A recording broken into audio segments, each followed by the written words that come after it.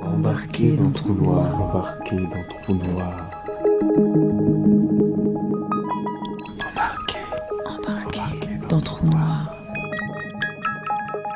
Le voyage dans la dissidence sexuelle peut commencer. Que dit la Bible à propos de l'homosexualité ? Publié le 28 novembre 2020. Le 21 octobre 2020, Le Monde titrait avec emphase « Le pape François défend le droit à l'union civile des homosexuels ». Défend, c'est vite dit. Pragmatique et soucieux des réalités de son temps, le pape était en contradiction avec l'État italien depuis des années pour empêcher toute proposition de loi ouvrant aux homosexuels le droit au mariage. Celui-ci acceptant donc de se prononcer favorablement à une union civile pour les personnes de même sexe. L'article faisait référence aux propos du pape dans un documentaire réalisé par Evgueni Afinevski, présenté lors de la fête du cinéma à Rome. Il y déclarait que les personnes homosexuelles avaient le droit d'être en famille. Il ajoutait « Ce qu'il faut, c'est une loi d'union civile. Elles, les personnes homosexuelles, ont le droit à être couvertes légalement. J'ai défendu cela. » Cette position très médiatisée vient conclure les nouvelles considérations de l'Église catholique à propos de l'homosexualité. L'homosexuel est considéré comme un être de souffrance, aux prises avec des problèmes psychiques et spirituels. L'Église met donc l'accent sur la condamnation des pratiques homosexuelles plutôt que sur le désir ou l'amour. C'est ainsi que Courage International, œuvre apostolique et ministère de l'Église catholique, dont une antenne française existe depuis 2010, se propose de guider les homosexuels à vivre dans la chasteté, comme le préconise aujourd'hui l'Église catholique. Les thérapies de conversion, pratiquées par toutes les branches du christianisme, souvent très agressives, traumatisantes et illégales, proposent de guérir l'affectation dont sont atteints les homosexuels. Or, toutes les prises de position concernant l'homosexualité par les représentants de l'Église sont justifiées par des interprétations de la Bible, mais n'en sont jamais issues. En effet, la Bible parle relativement peu d'amour et de sexualité entre personnes du même sexe, et nous verrons dans l'étude qui suit que certains passages dont on considère aujourd'hui qu'ils visent les personnes et les pratiques homosexuelles ont pris ce sens de manière tardive, voire contemporaine. On s'accorde généralement à reconnaître que l'interdit du Lévitique, seul interdit réel que nous analyserons ci-après, ne condamne pas l'homosexualité au sens moderne du mot. Et pour cause. Comme le fait remarquer John Boswell, la Bible ignore le mot homosexuel. Ce mot ne figure dans aucun texte ou manuscrit subsistant en grec, hébreu, syriaque ou araméen. Aucune de ces langues n'a jamais comporté de mots correspondant au français homosexuel, ni d'ailleurs aucun autre avant la fin du XIXe siècle. Cela reste vrai de l'hébreu, de l'arabe et du grec moderne, exception faite du terme fondé dans ces langues par analogie avec le pseudo-latin homosexuel. Il y a certes des moyens de suppléer l'absence d'un terme spécifique, et un acte peut être condamné sans être nommé. Mais il est douteux, dans ce cas précis, que la notion de comportement homosexuel, comme définissant une classe d'individus, ait alors existé. Voilà donc l'enjeu de cette étude. Analyser le texte et ses traductions et les confronter à leur contexte social pour ensuite en permettre une interprétation pertinente aujourd'hui. Cette courte étude emprunte l'essentiel de son contenu à l'ouvrage de John Boswell, Christianisme, tolérance sociale et homosexualité, paru chez Gallimard en 1980. À l'étude de Gérald Caron, Le Lévitique condamne-t-il l'homosexualité ? De l'exégèse à l'herméneutique, paru en 2009 dans la revue bilingue Studies in Religion, Sciences religieuses, et le texte de Paul Veyne, L'homosexualité à Rome, paru dans le numéro 35 de la revue Communication en 1982. Exégèse du texte biblique. La richesse et la complexité de la Bible ne permettent pas d'en tirer un enseignement ou une inspiration unique. La Bible compile des textes variés rédigé entre le 8e siècle avant Jésus-Christ et le 2e siècle après Jésus-Christ. Les enjeux de traduction et l'histoire des différents canons bibliques humanisent en quelque sorte un objet considéré comme une parole de Dieu. Or, les remaniements successifs ayant lieu à chaque époque mettent en lumière la porosité du récit vis-à-vis du contexte historique et social dans lequel il s'exprime. D'où le besoin d'une exégèse, c'est-à-dire d'une étude approfondie et critique permettant d'entendre aujourd'hui, à travers le texte, un message. On notera que dans bien des cas, tels par exemple certains passages concernant les femmes et le peuple juif, le respect de la Bible comme parole de Dieu a conduit à remettre en question le texte biblique lui-même, ou encore les interprétations qui en ont été faites au cours des siècles.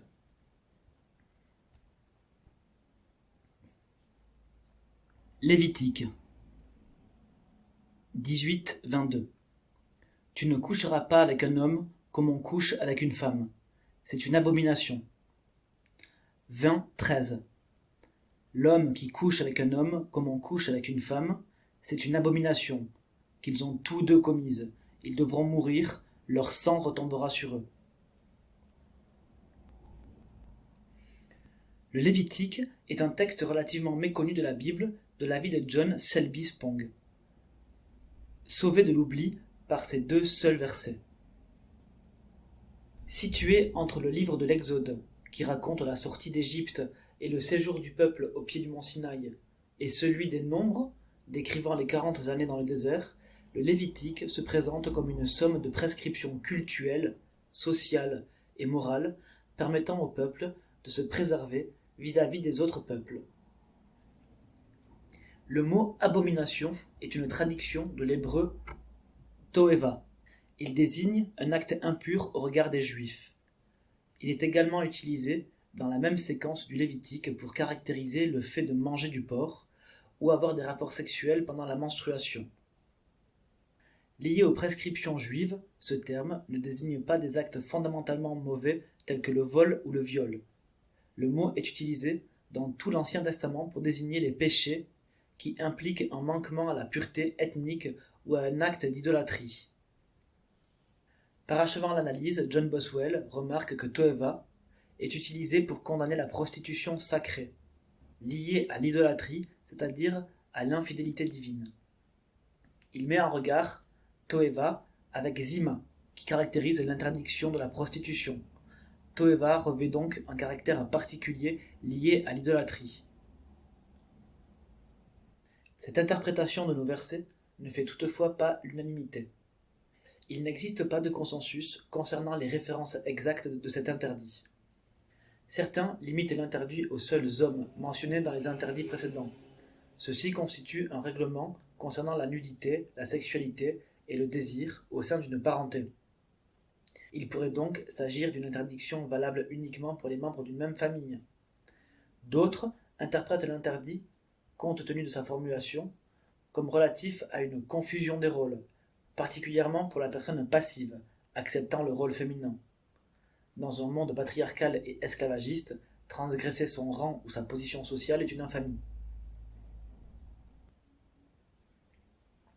Nous retenons de Gérald Caron que le simple fait que le mot toeva soit utilisé pour des activités aussi disparates que l'idolâtrie, la magie, l'inceste, l'adultère, la bestialité, l'oppression du pauvre, la déception, le vol, un faux témoignage, rend pour le moins délicat tout effort visant à attribuer une importance particulière à la condamnation de l'homosexualité dans le Lévitique. De même, l'aspect éclectique des condamnations entraînant la mort comme la zoophilie, le sacrifice d'enfants ou l'adultère ne saurait permettre de mettre particulièrement en avant, comme il est encore d'usage aujourd'hui, l'interdiction pour un homme de coucher avec un homme comme on couche avec une femme.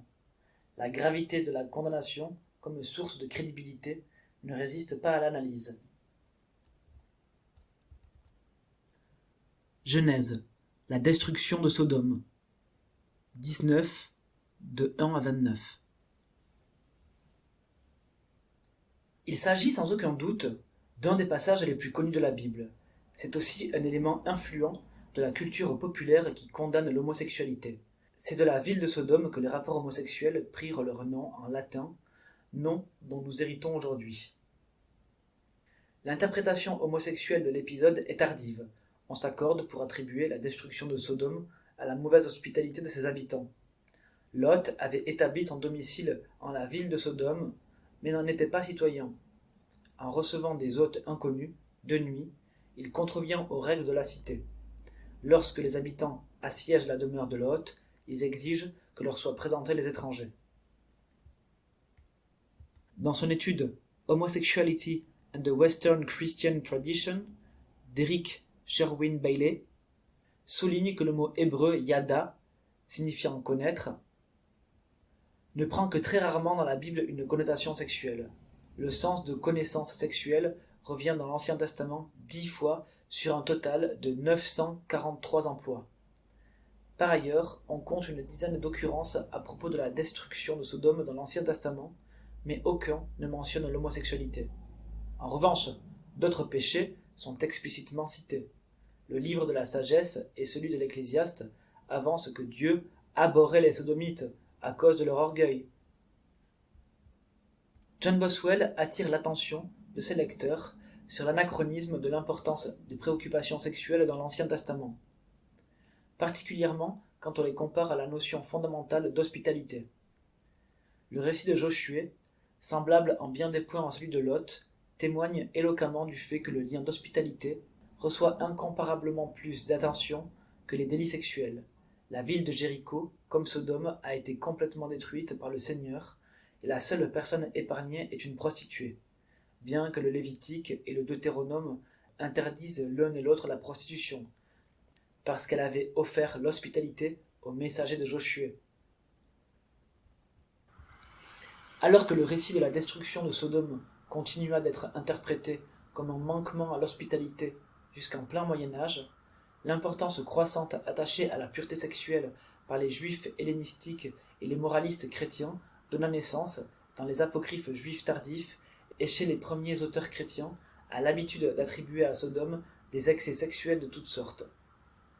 On peut lire dans l'épître de saint Jude 5,7 « Sodome, Gomorrhe et les villes voisines qui se sont prostituées de la même manière et ont couru après une chair différente sont proposées en exemple, subissant la peine d'un feu éternel. » Dans cet écrit tardif du Nouveau Testament, il n'est pas question d'homosexualité. L'expression « chair différente » écarte une telle possibilité.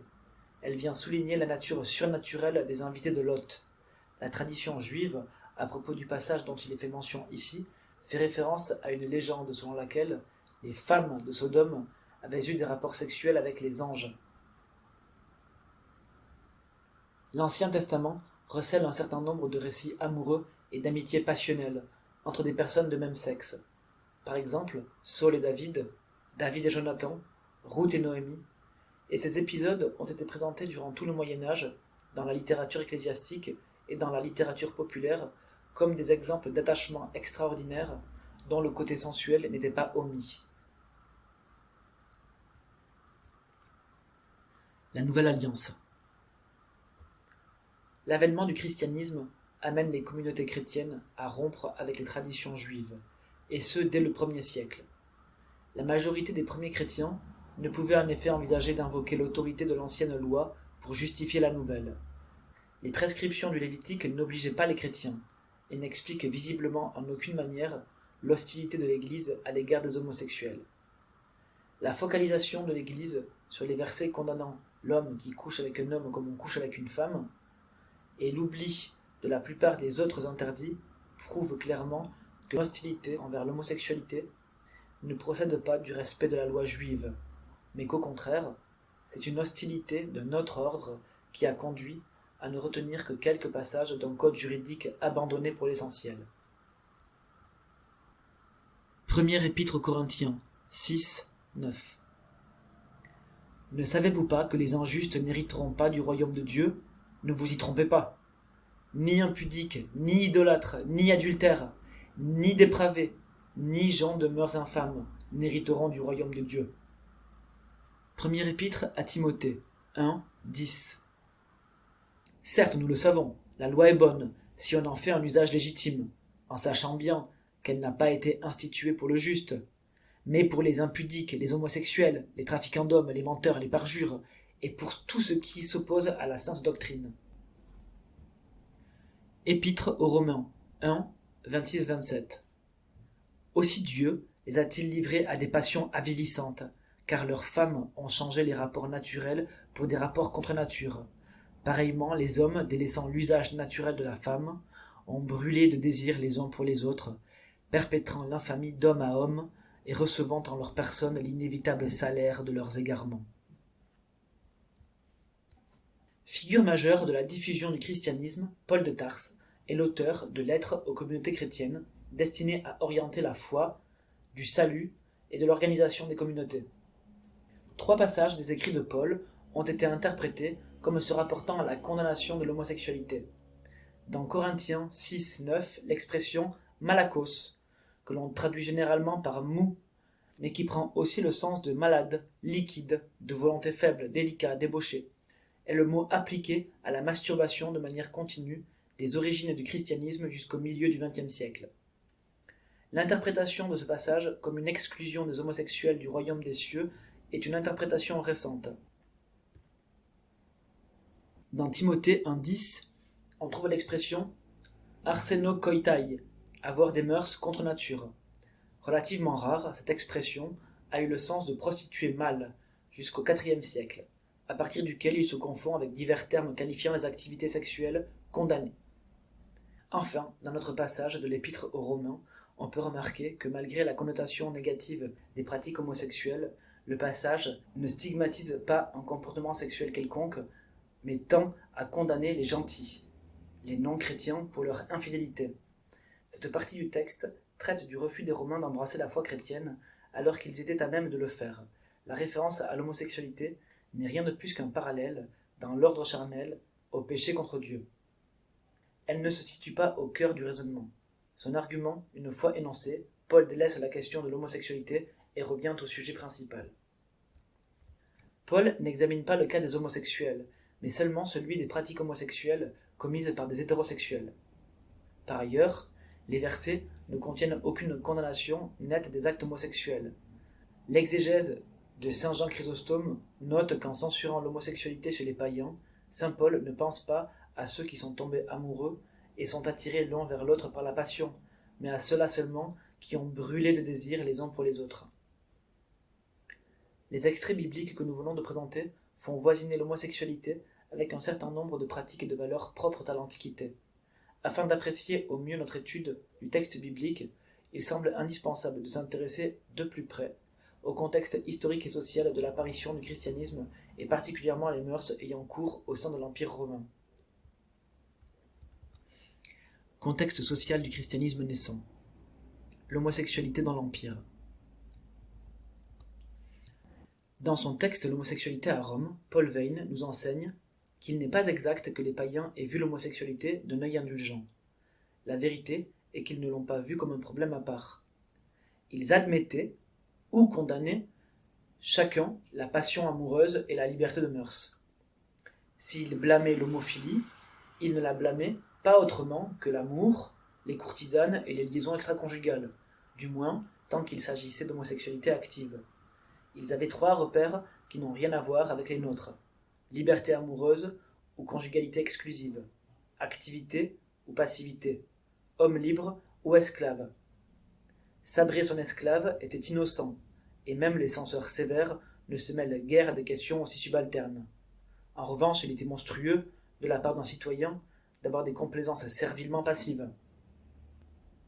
Les auteurs romains chantaient ouvertement leur amour des garçons, et l'on compte parmi eux les noms les plus illustres de leur époque. Catulle se vante de ses prouesses, et Cicéron a chanté les baisers qu'il cueillait sur les lèvres de son esclave secrétaire. Virgile avait le goût exclusif des garçons, et Horace répète qu'il adore les 2 sexes. Les poètes chantaient le mignon du redoutable empereur Domitien, Antinoüs, mignon de l'empereur Adrien, mort noyé dans le Nil, fut divinisé, et l'on retrouve les statues d'Antinoüs un peu partout dans l'Empire, avec les attributs de certaines divinités. L'ordre social de l'Empire reposait sur le respect des hiérarchies sociales. La prétendue répression légale de l'homosexualité visait en réalité à empêcher qu'un citoyen soit sabré comme un esclave. La loi Scantinia, qui date de 149 avant notre ère, est confirmée par la vraie législation en la matière qui est augustéenne. Elle protège l'adolescent libre au même titre que la vierge de naissance libre. Le sexe, on le voit, ne fait rien à l'affaire. Ce qui compte est de n'être pas esclave et de n'être pas passif. Le législateur ne songe nullement à empêcher l'homophilie. Il veut seulement protéger le jeune citoyen contre les entreprises actives. Voilà donc un monde où l'on spécifiait, dans les contrats de dot, que le futur époux ne prendrait ni concubine ni mignon, et où Marc Aurèle s'applaudit dans son journal d'avoir résisté à l'attirance qu'il éprouvait pour son domestique Théodotos. Si les pratiques homosexuelles actives, restreintes aux conditions mentionnées plus haut, sont un lieu commun de l'érotisme romain, un mépris colossal accablait l'adulte mâle et libre qui s'adonnait aux pratiques homosexuelles passives. Il était qualifié d'impudicus. Ce rejet de la passivité dans les pratiques sexuelles en général relève, pour les Romains, d'un défaut moral ou politique impardonnable. Pour un homme libre, la mollesse. La passivité était considérée comme une conséquence d'un manque de virilité. Et ce manque demeurait un vice capital, même en l'absence de toute homophilie. Car cette société ne passait pas son temps à se demander si les gens étaient homosexuels ou pas. En revanche, elle prêtait une attention démesurée aux infimes détails de toilette, de prononciation, de gestes, de démarche, pour poursuivre de son mépris ceux qui trahissaient un manque de virilité, quel que fût leur goût sexuel. Les mœurs romaines, et particulièrement celles touchant aux pratiques sexuelles, reposaient sur des normes contraignantes. Dès que les mignons cessaient d'être des adolescents pour devenir des exolétis, c'est-à-dire une fois visibles les manifestations de la puberté, ceux-ci cessaient alors de recevoir les faveurs de leur maître, sans quoi la relation devenait blâmable, indigne. Il en était également ainsi pour les ménages d'hommes, pour les relations homosexuelles tolérées dans l'armée, et enfin pour la prostitution des adolescents de bonne famille. La crise de l'Empire romain. Le christianisme, d'abord minoritaire et clandestin au sein de l'Empire romain, va s'étendre très rapidement jusqu'à devenir la religion de l'Empire au IVe siècle. Cette montée en puissance du jeune christianisme s'opère dans le lent déclin de l'Empire romain. Le despotisme du bas-empire, toujours plus théocratique, s'exerçait sur la vie des Romains, imposant convictions religieuses, pratiques sexuelles et jusque dans le soutien aux équipes sportives. Ce qui, sous le Haut Empire, relevait de l'intimité, du choix individuel, du libre arbitre, passait pour être du ressort public de l'État dans la période suivante. L'exemple nous en est donné par l'évolution du mot latin stuprum, c'est-à-dire souillure. La notion servait à qualifier tout comportement sexuel indigne d'un citoyen romain. Stuprum ne caractérisait pas des délits juridiques tels que le viol et l'adultère, mais des délits moraux. Évolution des normes de son temps, la notion de stuprum évolue jusqu'à inclure les pratiques homosexuelles. Les rapports homosexuels et les citoyens s'y adonnant se trouvent inquiétés à partir du VIe siècle. Toutefois, ils se trouvent contestés dès le IVe siècle. Les exolétis ont fait l'objet de plusieurs interdictions, condamnation de la prostitution masculine, qui pourtant est taxée par l'Empire, et par extension condamnation sociale, jusqu'à être mis hors la loi par l'empereur Philippe. Et encore alors, la prostitution homosexuelle serait tolérée et taxée dans les villes d'Orient, près de 2 siècles après la reconnaissance du christianisme comme religion officielle. On remarque que l'évolution de la tolérance envers les pratiques homosexuelles est le fruit d'une convergence d'éléments qui manifestent chacun une intolérance à l'égard des plaisirs sexuels en général. La Bible mise à part, 3 traditions morales très contrastées influencèrent fortement les positions de l'Église primitive en matière sexuelle. Les écoles judéo-platoniciennes d'Alexandrie, l'aversion dualiste pour le corps et ses plaisirs, les notions stoïciennes de sexualité naturelle. Les bouleversements de la morale sexuelle qui ont accompagné la désintégration de l'Empire romain relèvent d'une complexité qui dépasse largement le cadre du jeune christianisme. De même, il semble important de rappeler que l'un des facteurs essentiels dans les transformations des normes sociales en matière de mœurs est l'emprise croissante des valeurs ou modes de vie ruraux, dans les anciens centres culturels urbains de la civilisation romaine. L'épuisement de l'élite urbaine était visible dès le IIe siècle et s'aggrava constamment au cours des IIIe et IVe siècles à mesure que l'instabilité politique, l'évolution économique, les bouleversements sociaux, les désastres naturels et le faible taux de natalité des classes supérieures éliminèrent un grand nombre des familles de la noblesse romaine. Conclusion. Ce tour d'horizon des pratiques homosexuelles dans le texte biblique, comme dans l'histoire sociale des débuts du christianisme, est riche en nuances. Le christianisme a développé une morale sociale autour de la famille et de la procréation, écartant et condamnant l'érotisme romain où figuraient en bonne place les pratiques homosexuelles. Toutefois, nous retenons que les condamnations de l'homosexualité, à l'image de notre analyse du Nouveau Testament, sont toujours d'ordre secondaire. Plutôt qu'une prohibition formelle, le désir, l'amour et les relations sexuelles entre personnes de même sexe sont marginalisées. Celles-ci prennent place dans les argumentaires moraux à caractère discriminant, illustrant par là que non seulement ces pratiques sont une constante dans les communautés, mais surtout que tout un chacun connaît et comprend ce dont il est question. Depuis la libération sexuelle et particulièrement depuis les mouvements d'émancipation LGBTQI+, l'Église cherche à faire de l'homosexualité une question à part entière. Or, comme nous l'avons vu, l'appui de la Bible est mince sur la question. L'usage du Lévitique pour condamner l'homosexualité a été exprimé en 2015 par Monseigneur Vitus Wander, l'évêque de Coire en Suisse. Selon lui, la Bible fixe à ce propos le cadre divin, et il ajoute qu'en matière de praxis homosexuelle, les passages bibliques cités suffiraient à remettre dans la bonne direction la question de l'homosexualité du point de vue de la foi. C'est en voulant une fois pour toutes régler son sort à l'homosexualité que Monseigneur Vitus Wander dévoile l'aspect éminemment politique dissimulé derrière l'usage de la Bible.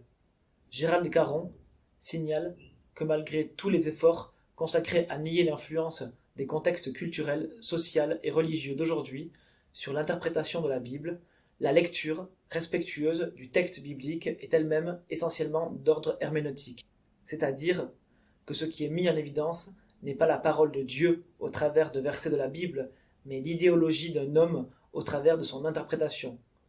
Et c'est ici que nous nous arrêterons, sur la constatation que les pratiques amoureuses et sexuelles des personnes de même sexe ne sont pas du ressort de la morale ou de la foi, mais sont directement d'ordre politique.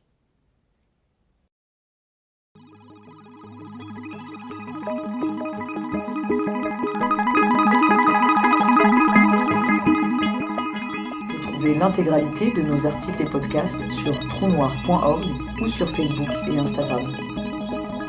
Pour nous contacter, trou-noir@riseup.net.